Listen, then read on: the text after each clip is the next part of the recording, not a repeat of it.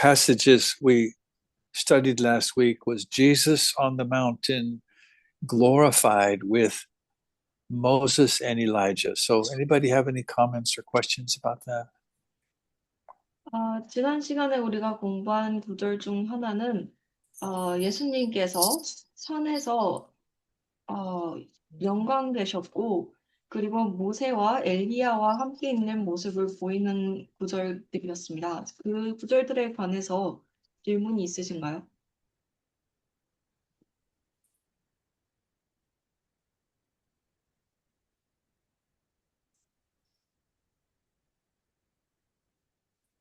Hey, Jack, in Luke 9, verse 27, could you just kind of I think I got it last week, but can you kind of go through that one more time?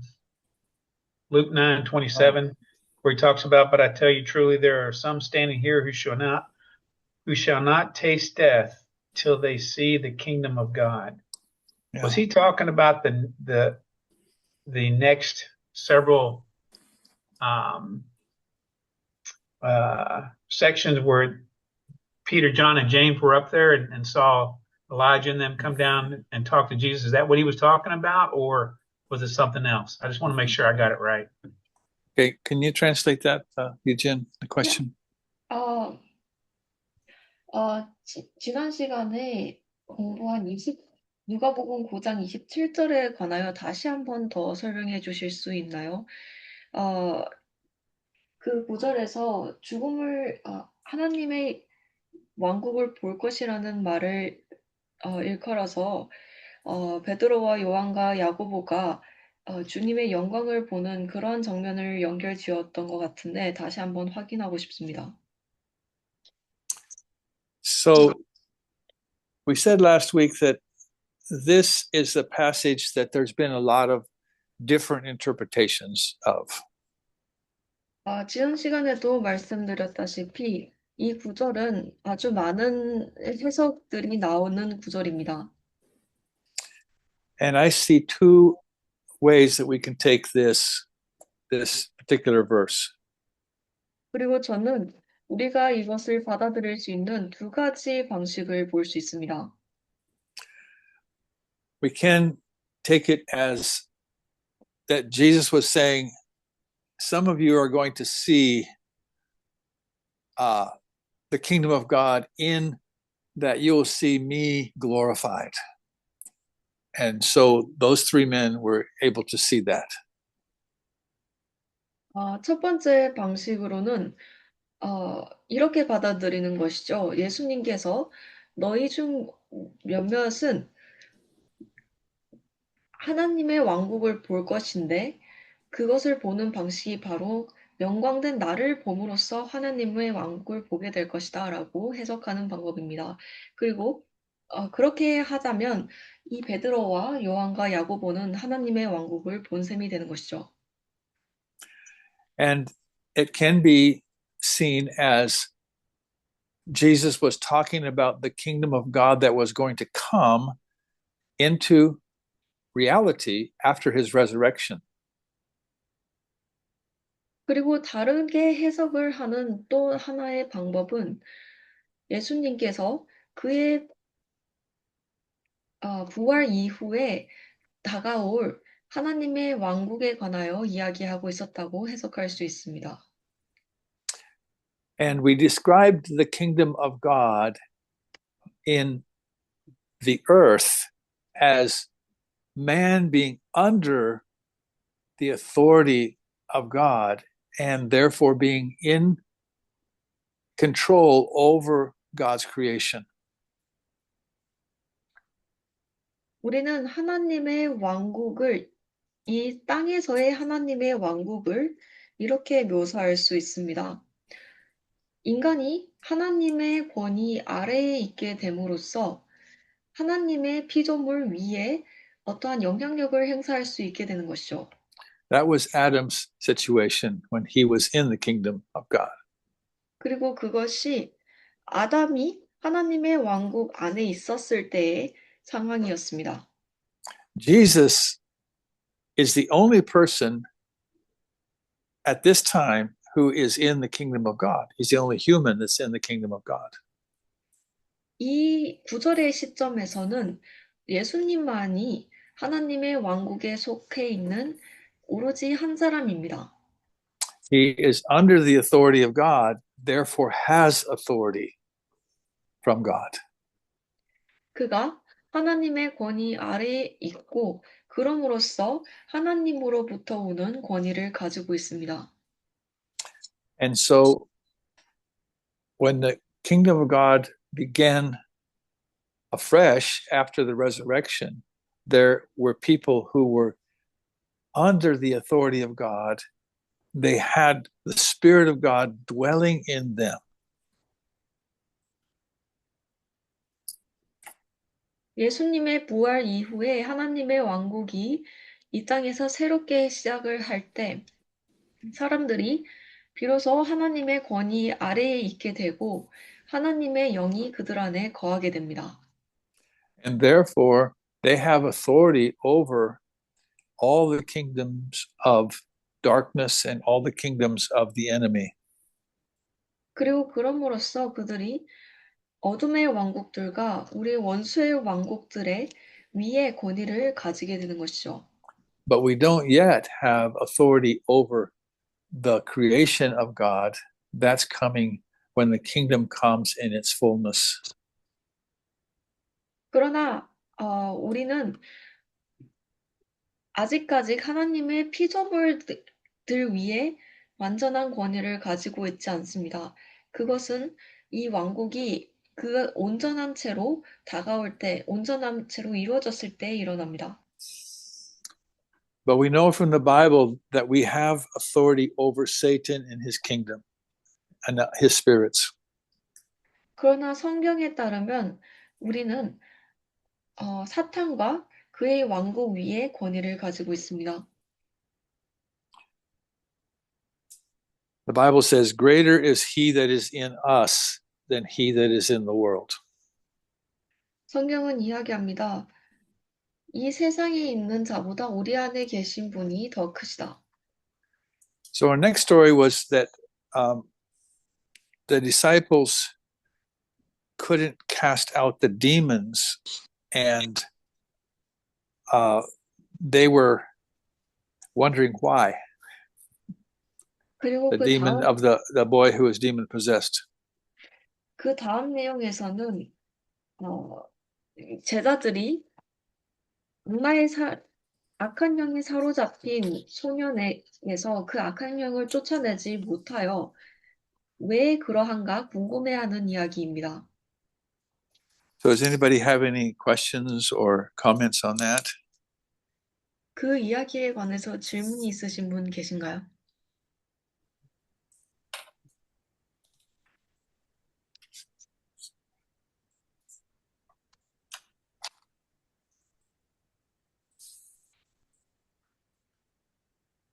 Okay, well, if something comes up, please feel free to just put up your hand and talk or whatever you want to do. 만약 질문이 생기신다면 손을 들어서 말씀해 주시기 바랍니다. And So Brother Jack, yeah, I have yes. a question, Okay. And verse 39, here says a spirit seized him. So as a Christian, we know all the, ghost and spirit, hanging over this earthly world is a satanic, right? Mm-hmm. And but some people are confused with when they start to believe and reading the Bible, the ghost here is a kind of their ancestor or their father's ghost or kind of things, Can you just make a short comment for this one? Yes. Satan has made a great deal of headway against God by his spirits impersonating the departed loved one. Can I just, translate what I asked? Yeah. First, Oh, and yeah. Please. they Yeah. using translate. 제가 질문했습니다. 그 39절에 그 스피릿이라고 영이 하나 나오는데 이게 지금 이제 귀신인데 마귀인데 우리가 알고 있기로는 그 여기 지상에 있는 이런 그 영이라고 하는 존재들은 다 이제 사탄에서 온 걸로 알고 있는데 어떤 사람은 뭐 조상이 죽으면은 아직도 여기 머물러 있다 이렇게 생각하는 사람도 있지 않습니까? 이제 거기에 대해서 질문을 했습니다. Yes. 사탄은 어, 우리가 사랑하는 사람들을 가장하여 하나님에 대적하여 사람들에게 접근합니다. So when a person dies, they have no connection with this world. I want us to read Ecclesiastes 9, 5, and 6. Ecclesiastes. Ecclesiastes 9, 5, and 6. You could read that, Jimmy, if you want. 한 사람이 죽을 때 그 사람들은 더 이상 이 세상과의 연결고리가 없습니다. 전도서 9장 5절에서 6절로 가보겠습니다. 전도서 9장 5절에서 6절 제가 읽겠습니다. 무릇 산 자는 죽을 줄을 알되 죽은 자는 아무것도 모르며 다시는 상도 받지 못한다는 것을 그 이름이 잊어버린 바 됨이라. 그 사랑함과 미워함과 시기함이 없어진 지 오래니 해 아래서 행하는 모든 일이 저희가 다시는 영영 분복이 없느니라. 아멘. So it's clear they have nothing to do with anything that's done under the sun. 여기선 분명하게 이야기하고 있습니다. 이 자들은 더 이상 이 해 아래서 일어나는 어떠한 일과도 연관이 없게 되는 것입니다. But Satan can impersonate, his spirits can pretend to be a departed loved one. 그러나 사탄의 영은 그런 떠나간 우리가 사랑하는 사람들을 가장하여 다가올 수 있습니다. This has led to ancestor worship. 그리고 이러한 것들이 조상 숭배로 이어졌죠. And even Christians talk about their, or I guess so-called Christians talk about their mother looking down on them from heaven. 그리고 심지어 기독교인이라고 불리는 사람들조차도 그들의 어머니가 천국에서 그들을 보살피고 있다든지와 같은 이야기를 합니다. If your mother is looking down on you from heaven, she is not enjoying heaven at all. 만약 여러분의 어머니가 천국에서 여러분들을 보살피시고 계시다면, 내려다보고 계시다면 그 어머니는 천국을 제대로 즐기시지 못하고 계신 것이죠. So I think the Bible is very clear on this. There are no ancestors doing anything. They are either in Hades or they are in the presence of the Lord, but not involved in this earth at all.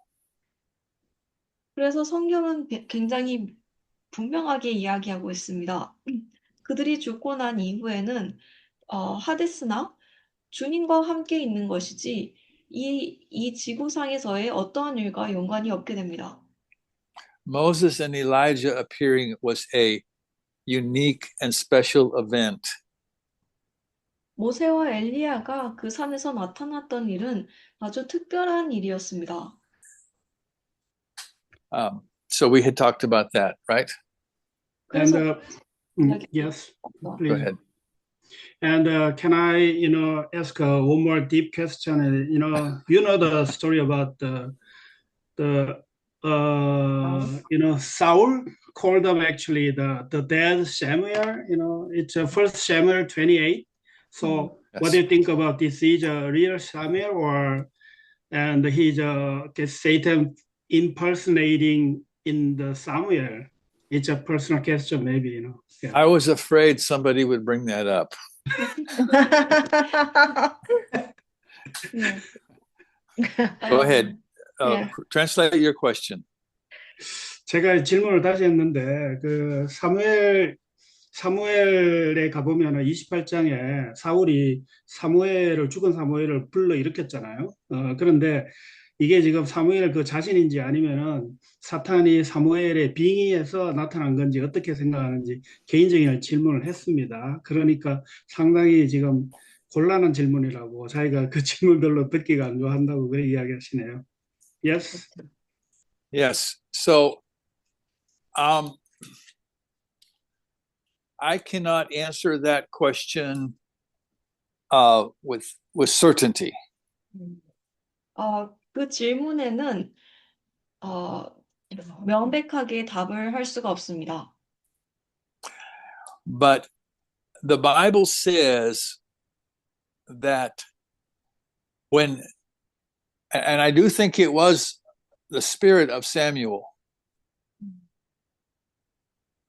그러나 저는 그 영이 정말로 사무엘의 영이었다고는 생각합니다. And Samuel said to Saul, "Why have you troubled me to bring me up, to bring him out of his rest?" 사무엘이 사울에게 이야기합니다.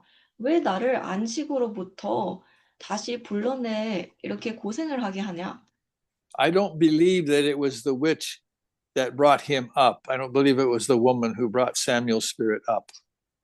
저는 그 사무엘의 영을 다시 데려온 것이 그 마녀, 그 여자라고 생각을 하지는 않습니다. Because she was frightened when she saw the spirit. 왜냐하면 그녀가 이 사무엘의 영을 보았을 때 아주 겁을 먹었기 때문이죠. I believe that God brought him up to pronounce judgment upon Saul. 저는 하나님께서 이 사울에게 형벌을 선포하시기 위하여 사무엘의 영을 불러내셨다고 생각합니다. So since that's the only instance we have like that in the Bible, I like to leave it in that category. 그리고 이러한 일이 일어난 것은 성경에서 이러한 기록이 된 것은 이때 하나뿐이기 때문에 이 기록만의 카테고리로 남겨놓고 싶습니다. But we need to recognize that Satan is the one who tries to use these spirits of ancestors to lead people into darkness. 그러나 우리는 사탄이 사람들의 조상들을 이용하여 이 사람들을 어둠으로 이끌어 가기 위하여 사용을 한다는 것을 인지할 필요가 있습니다.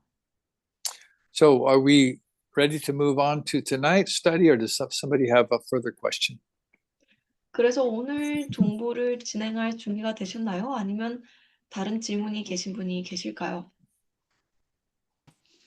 제가 지난번에 그 모세 부활에 대해서 말씀을 해주셔가지고 어느 정도 이해는 됐어요. 그런데 마태복음에 보면은 예수님이 27장에 보면은 예수님이 그 십자가에서 죽으실 때 무덤들이 열려서 그게 죽은 사람들이 부활한 장면이 나오죠. 그것처럼 그거와 연결을 해도 되는지 그걸 좀 한번 여쭤보고 싶습니다. So she's asking, so I understood the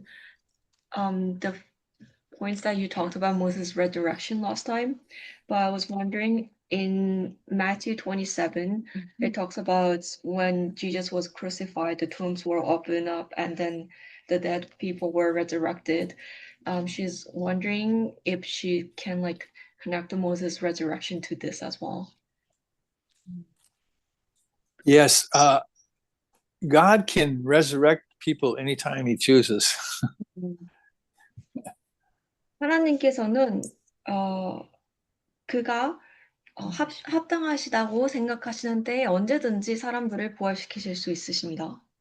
So, Sister Lee, we don't know whether Moses had been resurrected back on the mountain when right after he died, or whether he was resurrected just before he met Jesus on the mountain. We don't know that. 그래서 자매님의 질문에 답을 해드리자면 우리는 모세가 그가 죽은 직후에 부활을 하였는지 아니면은 예수님을 산에서 만나기 직전에 부활을 하였는지 아니면은 다른 때에 부활을 하였는지 알 수 없습니다.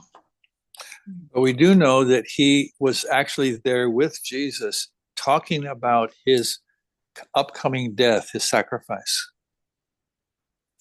우리가 알 수 있는 것은 모세가 그 산에서 예수님과 함께 실제로 있었고, 그리고 예수님의 다가올 죽음, 그의 제사 지냄을 관하여 이야기를 했다는 것이죠. So are we ready to move to tonight's study? 그럼 오늘 공부를 진행할 준비가 되셨나요? Yep. I want to say I appreciate the questions. I think it's good that we're talking. 그리고 또 언급하고 싶은 건 질문을 해주시는 거에 굉장히 감사합니다. Tonight's study, we're going to begin to describe more how completely different this new kingdom of God is, how different the mindset is in this kingdom. 공부 시간에는 얼마나 완전히 이 새로운 하나님의 왕국이 이 세상과는 다른지에 관하여 이 하나님의 왕국에 속한 사람의 사고방식이 얼마나 이 세상과는 다른가에 관하여 더 이야기를 해볼 것입니다. So we'll start from Luke 9, from 46 to 48. We'll read those three verses. 누가복음 9장 46절에서 48절 읽어보겠습니다. 46절에서 48절까지 이동연 자매님 좀 부탁합니다.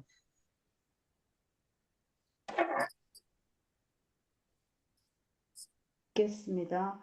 제자 중에서 누가 크냐 하는 변론이 일어나니 예수께서 그 마음에 변론하는 것을 아시고 어린아이 하나를 데려다가 자기 곁에 세우시고 저희에게 이르시되 누구든지 내 이름으로 이 어린아이를 영접하면 곧 나를 영접함이요 또 누구든지 나를 영접하면 곧 나 보내신 이를 영접함이라. 너희 모든 사람 중에서 가장 작은 그이가 큰 자니라. 아멘. So here we see the disciples talking among themselves, who's going to be the leader among us? 여기서 제자들이 그들 사이에서 우리 중에 누가 리더가 될 것인지에 관하여 이야기를 하고 있습니다. And it says that Jesus perceived the thought of their heart. 구절이 이야기하기를 예수님께서 그들의 마음의 생각을 읽으셨다. So this is telling us this is something that is in the human heart. It's actually normal in the human heart.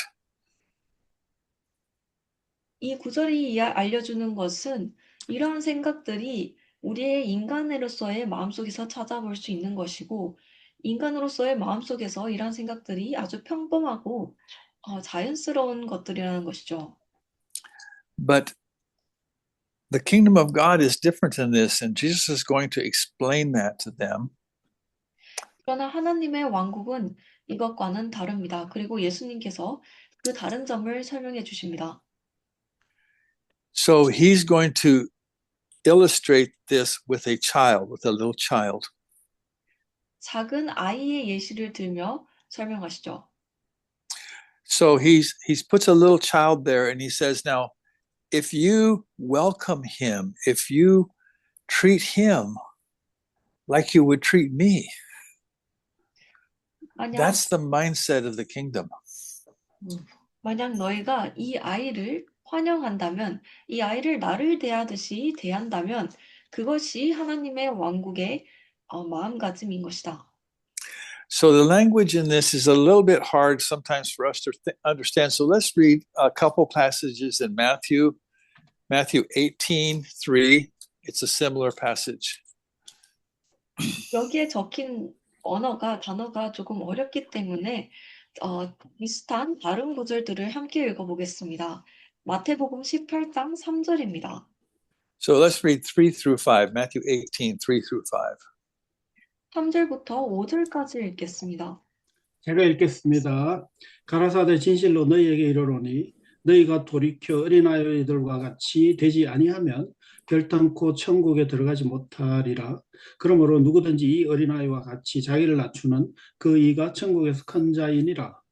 또 누구든지 내 이름으로 이런 어린아이를 하나를 영접하면 곧 나를 영접함이니.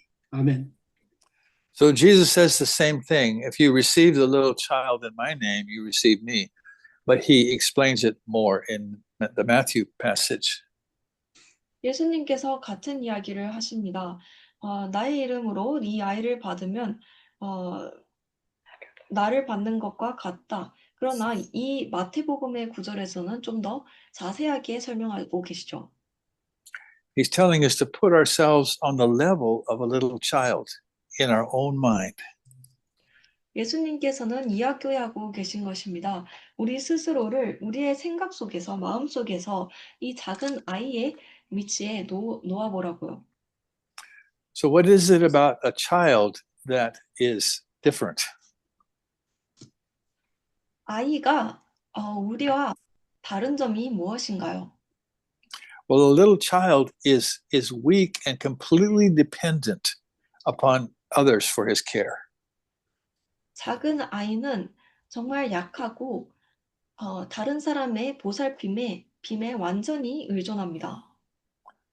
And you know, when you tell a little child about God, they're very open to that. They receive that simply. 그리고 여러분들이 아이들에게 하나님에 관하여 이야기할 때 보면 그들은 그 하나님에 관한 이야기에 마음을 완전히 열고 그 말을 듣습니다. So Jesus is telling us that the mindset of people in the kingdom is to be humble and simple. 예수님께서는 말씀하시고 계신 것이죠. 하나님의 왕국 안에 있는 사람들의 사고방식, 마음가짐이란 겸손한 것이고 그리고 간단한 것이라고요. Now, in Matthew 20, a couple chapters later, we find the disciples again arguing about who's the greatest. 그리고 몇 장 이후에 마태복음 20장에서 제자들이 다시 한번 누가 가장 큰 자인지에 관한 논쟁을 벌입니다. And James and John even get their mother to ask Jesus if he would put them one on his right hand and one on his left hand in his kingdom. 그리고 야고보와 요한은 심지어 그들의 어머니에게까지 가서 예수님께 그들이 각각 예수님의 우편과 좌편에 하나님의 왕국 안에서 앉아 있을 것인지에 관하여 물어보라고 요구하죠. Now, the rest of the disciples weren't any better because when they heard that, they became very angry with Peter, with James and John. 그리고 나머지의 제자들도 나은 점은 없었습니다. 왜냐하면 그들이 이 이야기를 들었을 때 야고보와 요한에게 굉장히 화가 났기 때문이죠. But I'd like us to read Matthew 20 from 25 through 28. 마태복음 20장으로 가서 25절에서 28절 보겠습니다. This was Jesus' answer. 이 구절들은 예수님의 답변을 이야기하고 있습니다. 마태복음 20장의 25절에서 28절까지 제가 읽겠습니다. 예수께서 제자들을 불러다가 가라사대 이방인의 집권자들이 저희를 임의로 주관하고 그 대인들이 저희에게 권세를 부리는 줄을 너희가 알거니와 너희 중에 그렇지 아니하니 너희 중에 누구든지 크고자 하는 자는 너희를 섬기는 자가 되고 너희 중에 누구든지 어떠함이 되고자 하는 자는 너희 종이 되어야 하리라. 인자가 온 것은 섬김을 받으려 함이 아니라 도리어 섬기려 하고 자기 목숨을 많은 사람의 대속물로 주려 함이니라. 아멘. So Jesus is telling us that his kingdom is completely different than the world's kingdom. 예수님께서는 그의 왕국이 이 세상의 왕국과는 완전히 다르다는 것을 말씀하고 계십니다. He says, in the world, there is a hierarchy. 그가 말씀하시기를 세상 속에는 어떤 위계 질서가 있다. You could look at government. 여러분들은 예를 들어 정부를 보실 수 있습니다. There is a president or a king. 정부 안에는 대통령이나 왕이 포함되어 있죠. And then under him, there are governors and other rulers that are lesser.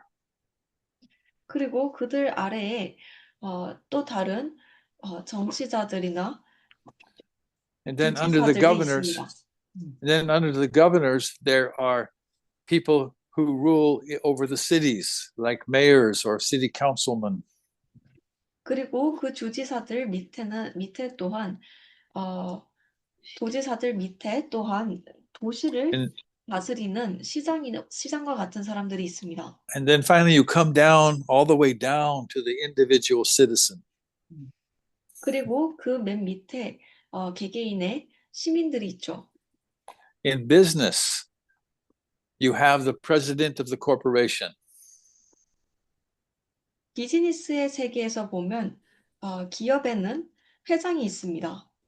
Then you have the vice presidents over the different parts of the corporation.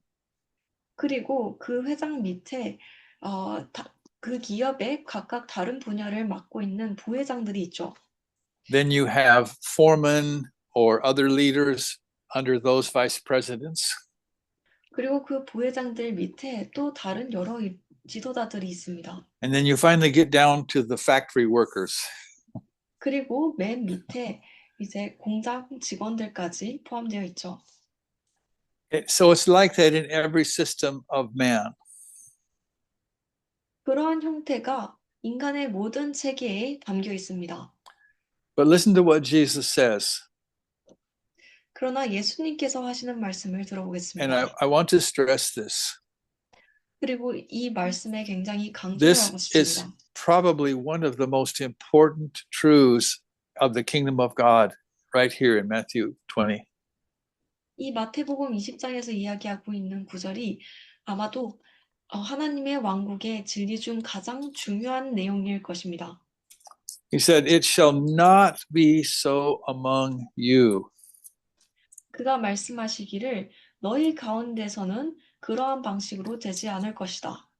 He's saying, this is not the system of the kingdom.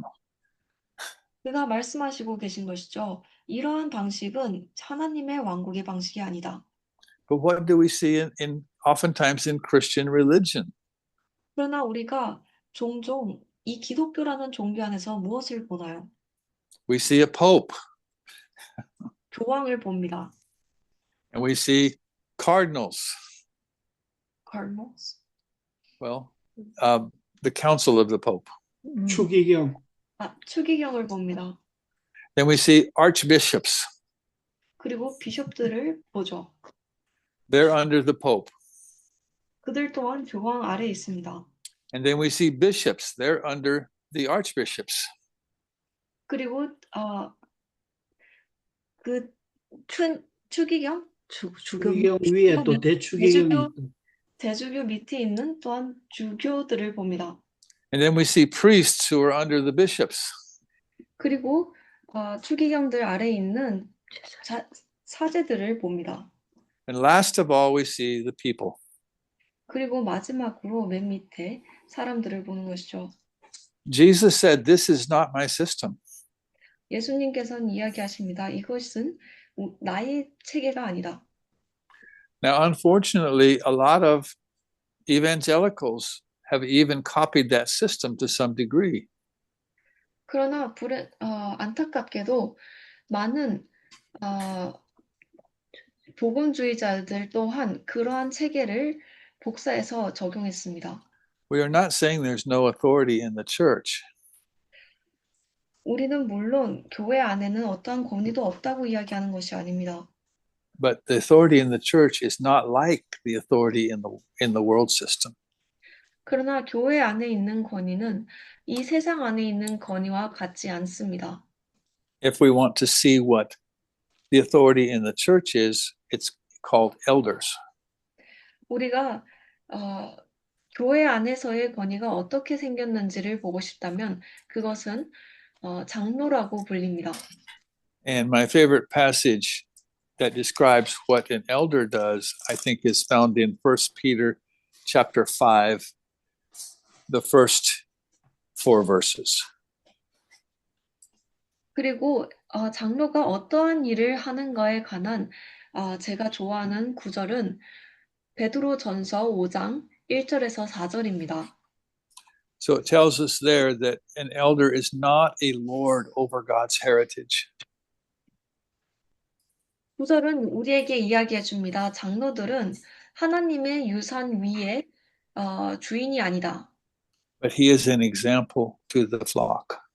그러나 그들은 그 하나님의 양떼의 그 무리들을 향한 예시다. So here in Matthew, where we read, he tells us that he that is great among you will actually be your servant. 그리고 우리가 마태복음에서 읽은 이 구절 또한 그러한 이야기를 합니다. 너희 중 가장 큰 자는 사실 너희를 섬기는 자다. And who would be the chief will be your slave. 그리고 가장 높은 자리에 있는 자가 또한 가장 낮은 자리에 종이 될 것이다.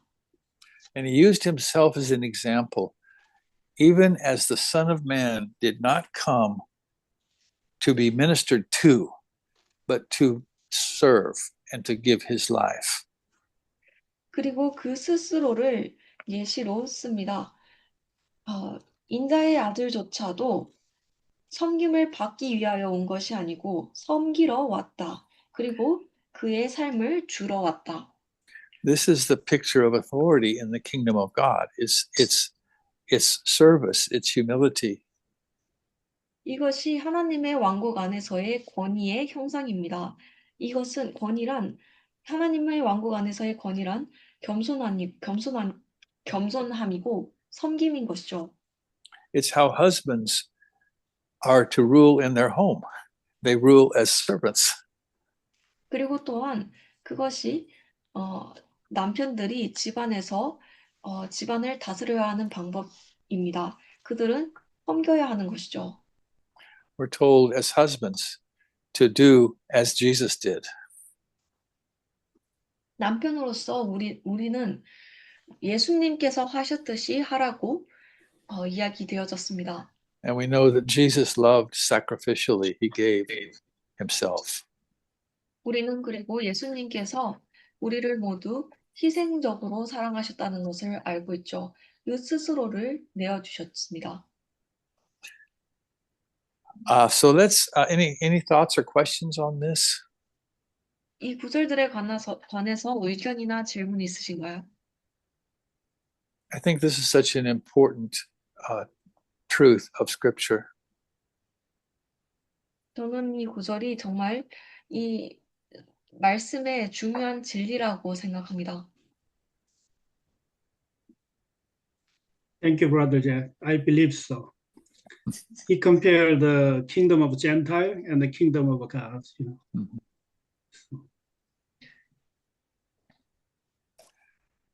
Do you want to translate your comment?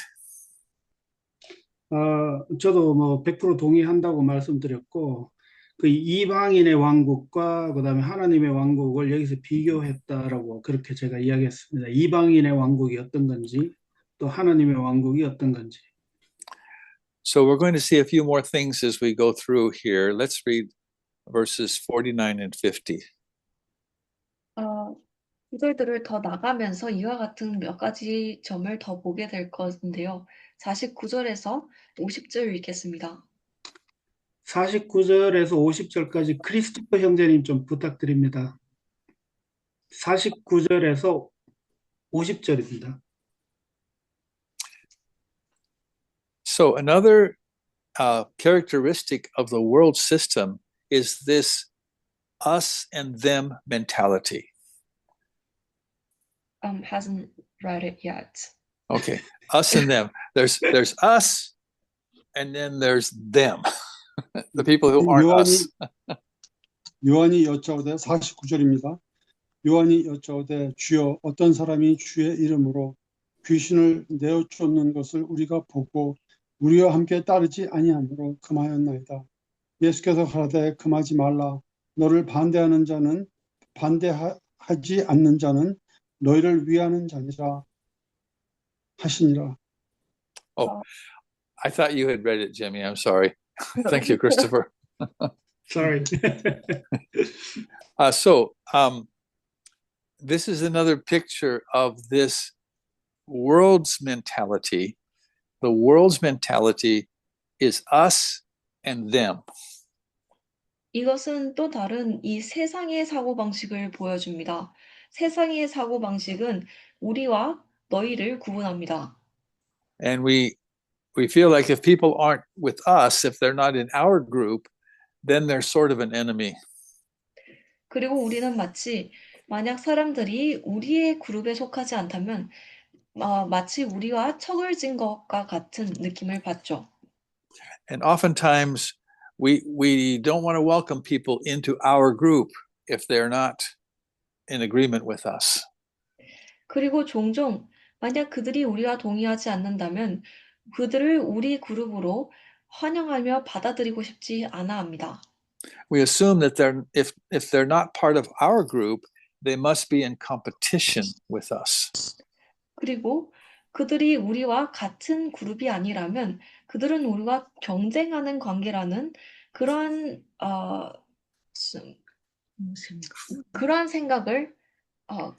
생각을 하죠. Do you see this? Does everybody see this human characteristic? 이러한 인간의 성향을 여러분들 모두 보신 적이 계신가요? Yeah, I totally agree. Okay. So this mindset has given rise among Christians to a denominational spirit. 그리고 이러한 세상의 사고 방식이 기독교 안에서 어떤 교파 논리, 교파주의를 생성해낸 것이죠. And so oftentimes we look at other Christian groups as competition. 그래서 종종 우리가 다른 기독교 교파들을 볼 때 그것을 마치 경쟁자처럼 여기고는 합니다. Jesus rejected this idea. 예수님께서는 이러한 생각을 거절하셨습니다. Now I want to be careful here. 저는 여기서 조금 조심하고 싶습니다. He did not reject the idea that if someone is preaching a message that's not biblical or not in line with God's word, we should accept them as one of us. 여기서 예수님께서는 만약 누군가가 말씀을 전하는데 그 말씀이 하나님의 기반적인 진리와 맞지 않을 때, 일치하지 않을 때 그들이 우리 중 하나가 아니다라는 그 생각에 거절하시는 것이 아닙니다. So there are some groups of so-called Christians that reject fundamental truths of the Bible, things that we cannot reject. 소위 기독교 교파라고 말하는 교파들 중에서 하나님의 우리가 거절해서는 안 되는, 우리가 거절할 수는 없는 하나님의 기반적인 진리들을 거절하는 교파들이 있습니다.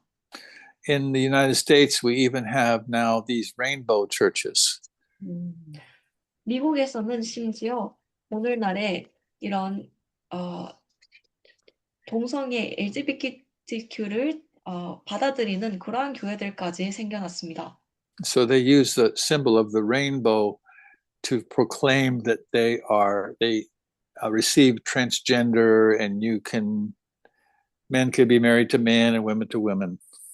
그리고 그들은 이 무지개라는 상징을 이용해서 그들이 이 동성애라는 생각에 동의하고 트랜스젠더라는 그러한 생각에 동의한다는 것을 나타내죠. I've even seen a church that had the word Baptist over it that had that doctrine.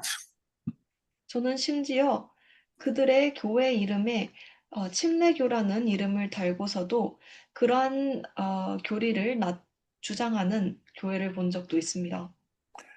So we have to be very careful about how we see these differences. 그래서 우리가 이 다른 점들을, 차이점들을 어떻게 보느냐를 굉장히 주의할 필요가 있습니다. So Jesus here is telling us if they are not against us, then they are for us. 예수님께서는 여기에서 이야기하십니다. 만약 그들이 우리를 반대하지 않는다면, 우리에게 적대하지 않는다면, 그들은 우리를 위하는 자라. But there are people who are professing Christians that are against us. They are against God's word. 그러나 스스로 그리스도인이라고 공표하면서 하나님의 말씀에 적대하는, 하나님의 말씀에 반대하는 사람들이 있습니다.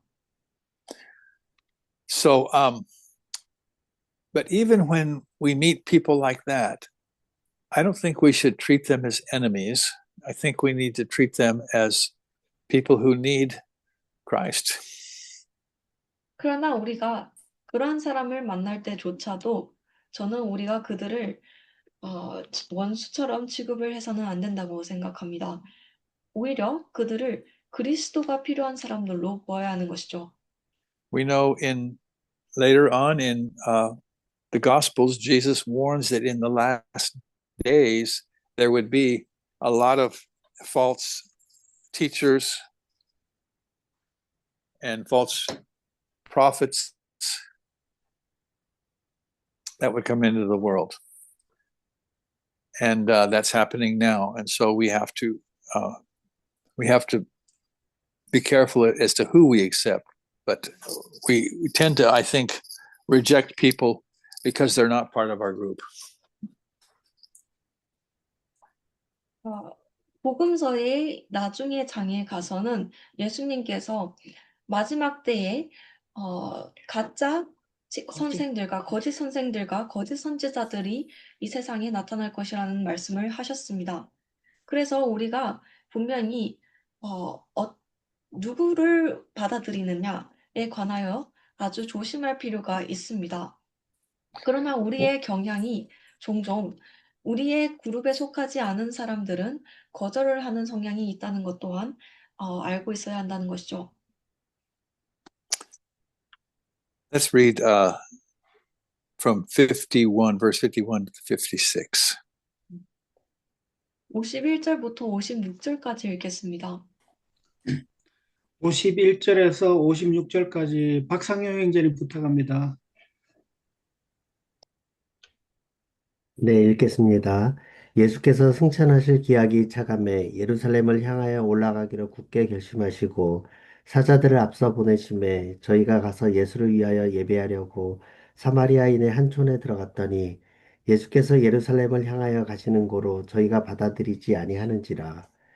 제자 야고보와 요한이 이를 보고 가로되 주여 우리가 불을 명하여 하늘로 쫓아내려 저희를 멸하라 하기를 원하시나이까. 예수께서 돌아보시며 꾸짖으시고 함께 다른 촌으로 가시니라. 아멘. So in the Jewish culture, the Samaritans did not like the Jews and the Jews did not like the Samaritans.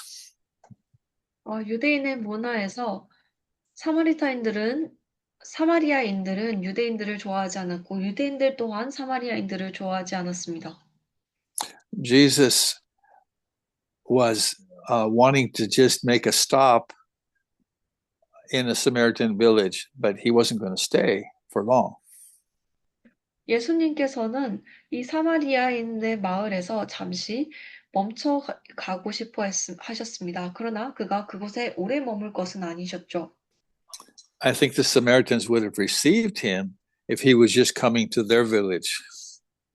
제가 생각하기에 사마리아인들이 예수님께서 그들의 마을을 목적으로 그들의 마을을 종착지로 오신 것이었다면 예수님을 받아들였을 것이라고 생각합니다. But they saw he was going to Jerusalem, and that cause them to reject him from staying with them.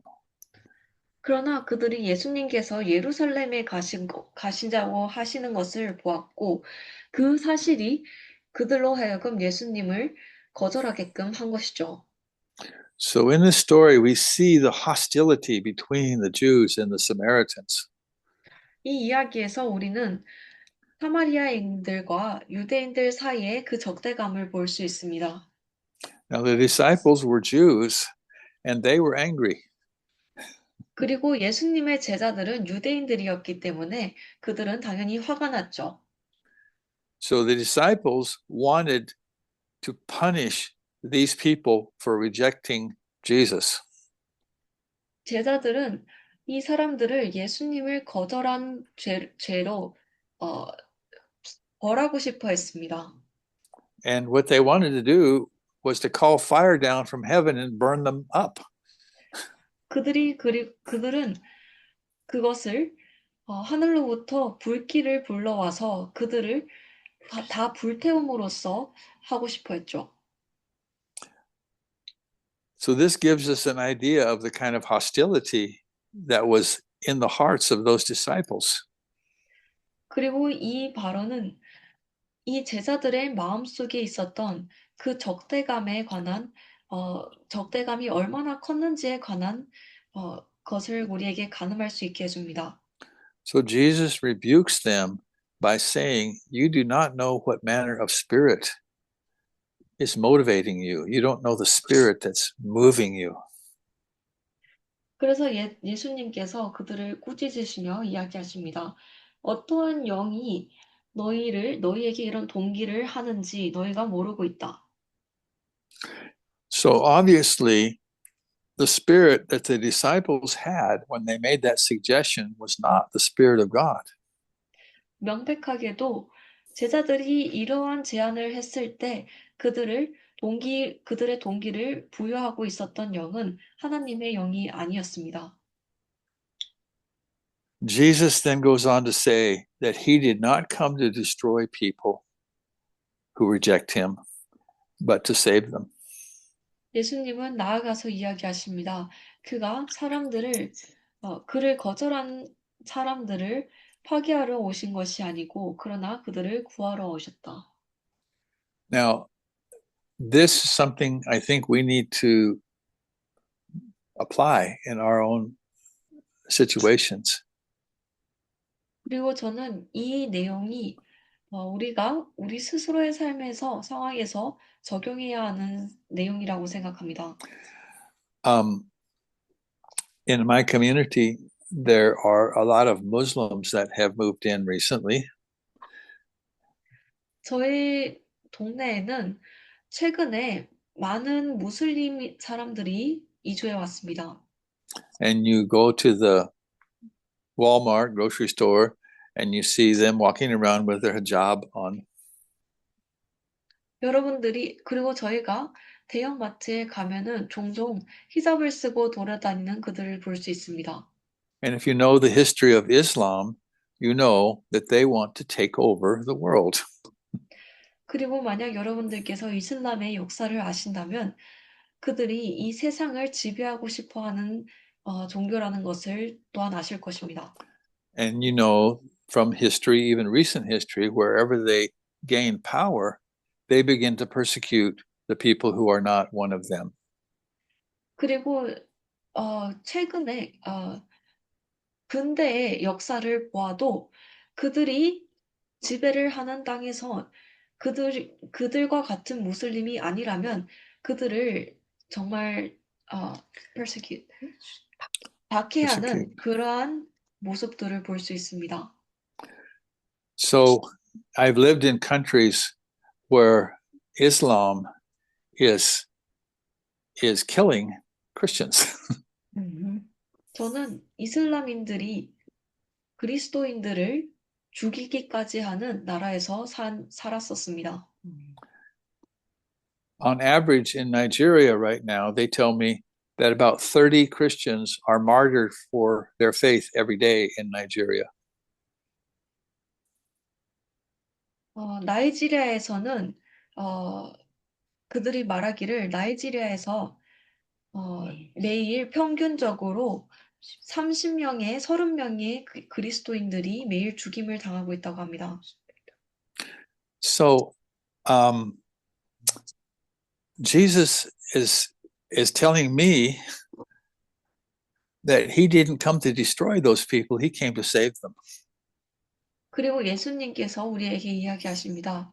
그가 이러한 사람들을 멸하려 오신 것이 아니고 그들을 구원하러 오셨다.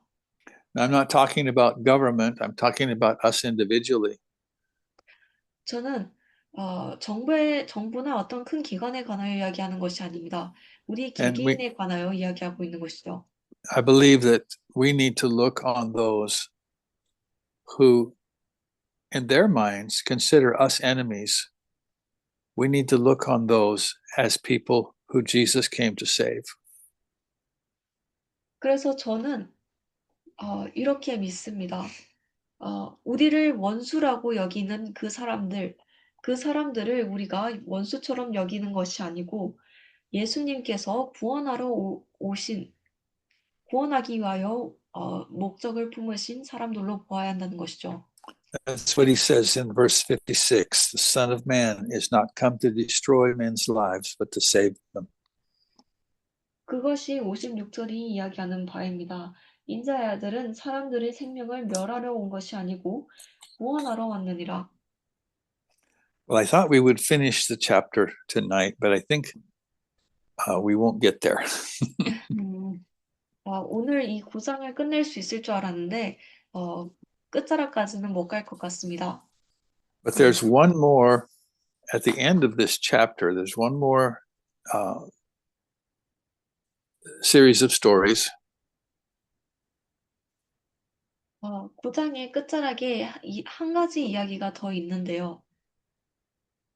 And in these two stories that follow, Jesus is telling his disciples that there is a cost to following him. 이 이야기에선 예수님께서 그를 따르는 데는 대가가 있다는 것에 관하여 이야기하십니다. And he says, I am the one you're wanting to follow. I don't even have a place to lay my head. 그가 말씀하시기를 당신이 나를 따르기를 바라는데 나는 내 머리를 누일 장소조차 없다. And to another person, he's more concerned about his family than he is about following Jesus. 그리고 또 다른 사람은 예수님을 따르는 것보다 그의 가족을 걱정하는 것이 더 우선이죠. But Jesus sets the bar really high and he says, you can't put your hand to the plow and look back. 그러나 예수님께서는 아주 높은 기준을 세우십니다. 당신이 쟁기를 부여잡고 뒤를 돌아볼 순 없다. One of the greatest distractions that we can have from doing the work of the kingdom is the everyday things of family, things of work, things that can interfere with our faithfulness to the kingdom of God. 우리의 매일매일의 삶에 이러한 방해들이 있습니다. 우리가 하나님의 왕국의 일을 하는 것으로부터 우리가 하나님의 왕국의 그런 믿음을 향해 가는 것으로부터 방해를 하는 그것을 막는 우리의 매일매일의 삶의 것들이 있습니다. 가족의 일, 나의 직장의 일. Jesus is not telling us not to do those things, but he's telling us they cannot be priorities over his kingdom.